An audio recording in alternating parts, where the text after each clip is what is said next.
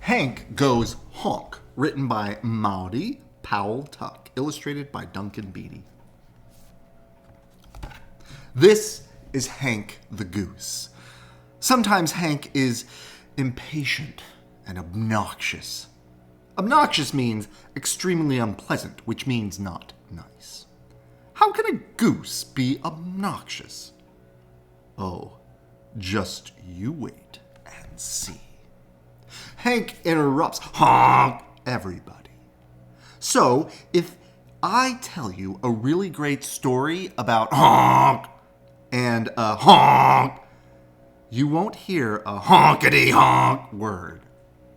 See what I mean? That Hank, what an obnoxious goose. It gets worse. Hank takes the cherries from cupcakes. He talks about himself all the time.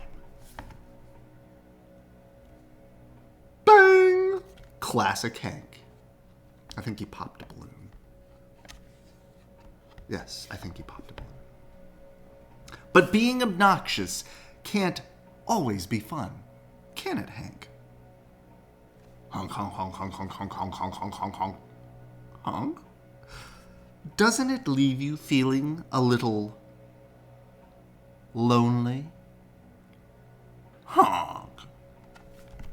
So, maybe it's time for a change. Time for a whole new Hank. Time to take turns, listen to others, and share toys. High five, Hank! You're being very considerate. Considerate means thinking of others. We are so proud of you. Cuddling babies, helping others across the street, playing with all your new friends, and not popping Bunny's beautiful big red balloon. Hank? Bang! Sigh. Ha! We know you're disappointed in yourself, Hank. But don't peck, peck, peck, peck, peck, peck, peck, peck, peck, peck, peck, peck, peck, peck, peck. Oh, Hank. It's okay. You really tried. Let's start again. Take a deep breath. And that's it. And, well, I was not expecting you to blow up a new balloon for Bunny. Such a big, blue, utterly poppable new balloon to say you're sorry. But Hank, you aren't going to pop it, are you?